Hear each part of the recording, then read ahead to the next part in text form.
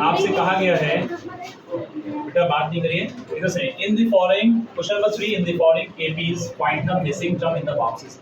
इस बॉक्स के अंदर, अब बात नहीं करूं, इधर सुनो, इस बॉक्स के अंदर जो मिसिंग टर्म है कैफ जुबैर अरफात जैद, तो उसको हमें निकालना है। मोस्ट इंपॉर्टेंट क्वेश्चन है, इसलिए क्योंकि कई बच्चे मिसिंग टर्म्स में ये कंफ्यूज रहते हैं कि यार ये तो सीरीज बनी नहीं रही है या बन भी रही है तो कैसे आएगी। कोई दिक्कत नहीं है, इसका एक जनरल पैटर्न है कि जो मैंने आपको सिखाया था। यहाँ अगर मैं बात करूंगा सोल्यूशन फर्स्ट की, तो इसके फर्स्ट पार्ट में आपसे कहा गया है 2 कॉमा ब्लैंक स्पेस कॉमा 26। बस आपको इस तरह के क्वेश्चन में ये काम करना है, इसको रखना है, ये A1 है, ये आपका A2 है, ये आपका A3 है। अब इसकी हेल्प से हमें क्या क्या काम करने हैं, देखो A1 यानी A ही है। A3 की अगर मैं बात करूं बच्चों, तो A3 में आपको ये पता चलेगा कि वो होता है A + 2D, लेकिन A3 की जो वैल्यू है वो कितनी दी थी बच्चों, 26, और A कितना है 2 + 2 इंटू, अब आपको रखना है D, तो D तो है नहीं, तो 26 में से 2 को लेस करो इज इक्वल टू 2D करो, तो इधर की तरफ क्या बच रहा है बच्चों, यहाँ बच रहा है, लिख देता हूँ 24 इज इक्वल टू, ये 2 इधर आकर के डिवाइड होगा, तो यहाँ आकर के डिवाइड होगा, तो कुल मिलाकर के यहाँ पर बचा D, तो D की जो वैल्यू है प्यारे बच्चों वो आ गई 12। D की वैल्यू कितनी आ गई 12।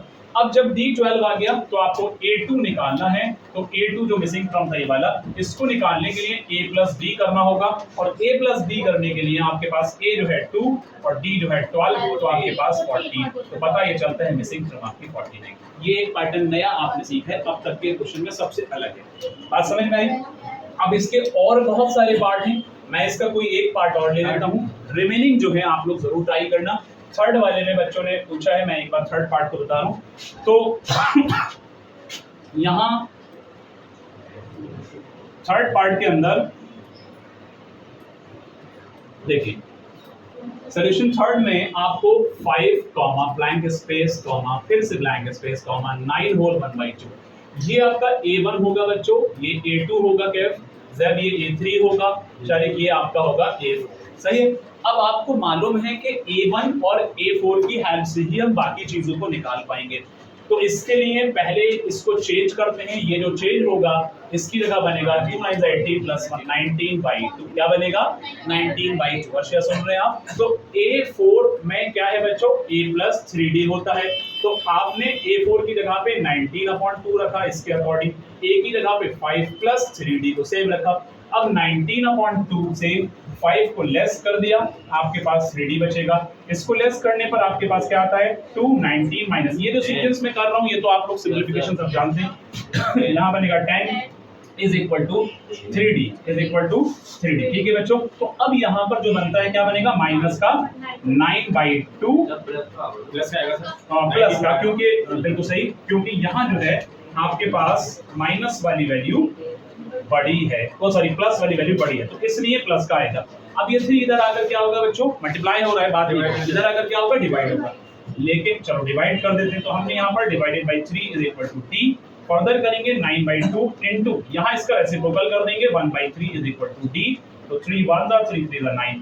अब यहाँ पर क्या रहेगा बच्चों, D की वैल्यू कितनी आ गई 3/2, तो आपके पास यहाँ पर क्या निकल रहा है, D इज इक्वल टू 3/2, ठीक है बच्चों, D इज इक्वल टू 3/2, ठीक है, ये याद रहे।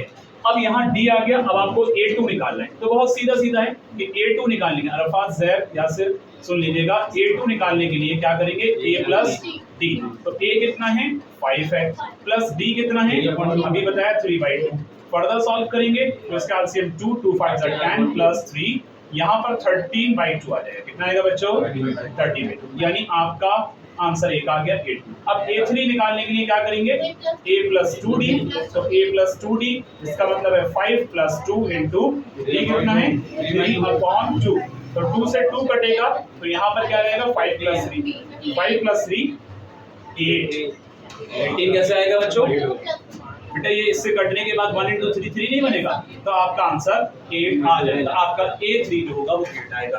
क्लियर है? रिमेनिंग इसी वे में आप लोग ट्राई करेंगे, कहीं दिक्कत आएगी तो उससे पूछेंगे।